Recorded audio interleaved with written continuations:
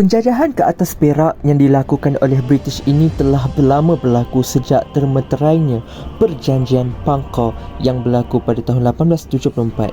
Kerajaan British telah diwakili oleh Lieutenant Governor Sir Andrew Clark, manakala Perak telah diwakili oleh Sultan Abdullah. Perjanjian Pangkor telah ditandatangani pada 20 Januari 1874 yang memuktamadkan beberapa perkara. Yang pertama, Raja Abdullah sebagai Raja Perak. Yang kedua, Raja Ismail sebagai Raja Muda Perak. Yang keempat, pelantikan seorang residen British yang bertanggungjawab untuk menasihati Sultan dalam hal ehwal pentadbiran kecuali adat Melayu dan agama Islam.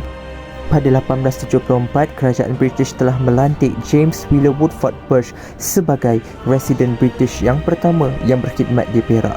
J.W. Birch merupakan seorang yang tidak cekap dalam pemerintahan kerana beliau tidak mampu untuk memahami adat istiadat orang Melayu. Kebiadaban J.W. Birch ini terselah apabila beliau mengambil keputusan untuk masuk campur dalam hal ehwal kutipan cukai, yang mana beliau melihat kutipan cukai yang dilakukan oleh pembesar Melayu ini tidak selaras. Atas dasar inilah beliau telah memaksa pembesar Melayu untuk mewujudkan sistem pengutipan cukai yang selaras untuk menghapuskan adat pengutipan cukai yang lama. Siapa sangka bahawa tindakan Birch itu telah menimbulkan rasa tidak puas hati dalam kalangan pembesar orang Melayu. J.W. Birch juga telah bertindak menghapuskan amalan perhambaan. Birch beranggapan bahawa amalan perhambaan itu dianggap tidak berberi kemanusiaan. Atas dasar itu beliau telah menjadikan rumahnya sebagai pusat untuk menerima hamba yang melarikan diri. Keadaan menjadi lebih parah apabila dasar Birch untuk mengharamkan amalan perhambaan itu didukung oleh dakwaan yang mengatakan bahawa J.W. Birch mahu menggunakan hamba, khususnya golongan wanita itu, untuk dijadikan hamba pelakuan seks. Siapa sangka bahawa dakwaan demi dakwaan dan campur tangan Birch dalam hal ehwal adat Melayu ini telah menimbulkan rasa tidak puas hati dalam kalangan pembesar. Lalu pembesar Melayu pun merancang satu plot pembunuhan untuk membunuh James Wheeler Woodford Birch ataupun menghalau British keluar dari bumi Perak. Pada 21 Julai 1875, mesyuarat plot pembunuhan telah dilakukan di sebuah kampung yang dikenali sebagai Kampung Durian Sebatang, yang menghadirkan tokoh-tokoh pembesar Melayu seperti Datuk Maharaja Lela, Datuk Sagor, Datuk Laksamana, Sultan Abdullah yang hadir dalam mesyuarat tersebut untuk perbincangan pembunuhan ke atas J.W. Birch. Itulah perbincangan bersejarah antara pembesar Melayu untuk mengusir British keluar dari bumi Perak. Sudah mendapat betis, hendakkan pula peha. Itulah perumpamaan yang ingin digambarkan kepada J.W. Birch apabila beliau mengambil keputusan untuk mendapatkan hak penguasaan ke atas Perak yang dianggap sebagai perbuatan yang sangat melampau. Birch juga telah menuntut Sultan Abdullah menyerahkan hak kutipan cukai kepada pegawai British. Malah Birch juga telah menggugut Sultan Abdullah untuk dijatuhkan seandainya tidak patuh kepada arahan British.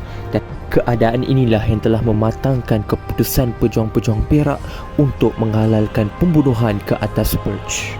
Pembunuhan ke atas Birch ini telah dilakukan pada 2 November 1875 sewaktu J.W. Birch sedang mandi di berhampiran dengan rumahnya di Pasir Sarak. Pada saat itu beliau tidak menyedari plot pembunuhan itu bakal menimpa beliau. Keamanan hari telah menyelubungi langit yang berada di Perak, tetapi tidak menyangka ada pertumpahan darah yang bakal tertumpah di bumi Perak yang mencetuskan perang berdarah. Hadirnya pahlawan perkasa Perak yang didalangi oleh Datuk Maharaja Lela, Pandak Indut, Datuk Sagor dan Seputum untuk menghunus senjata bagi membunuh James Wheeler Woodford Birch yang sedang mandi di Pasir Sarak. Pertempuran bersenjata telah berlaku antara pejuang-pejuang Perak dan askar British dalam usaha untuk merealisasikan hasrat pengusiran tentera British keluar dari bumi Perak, dan itulah permulaan kepada pertumpahan darah untuk memperjuangkan kebebasan.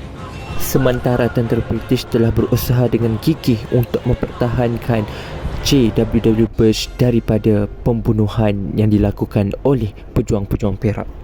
CWW Bush berusaha untuk mencari jalan untuk mengelak daripada dibunuh oleh pejuang-pejuang Perak, dan siapa sangka bahawa ajalnya sudah tiba di mata tombak yang bakal mengakhiri nyawa beliau sebagai residen pertama di Perak.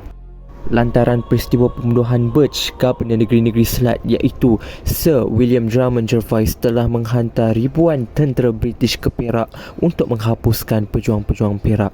Keadaan inilah yang telah mencetuskan perang paling berdarah dalam sejarah Perak yang dikenali sebagai Perang Perak yang berlangsung dari tahun 1875 sehingga 1877.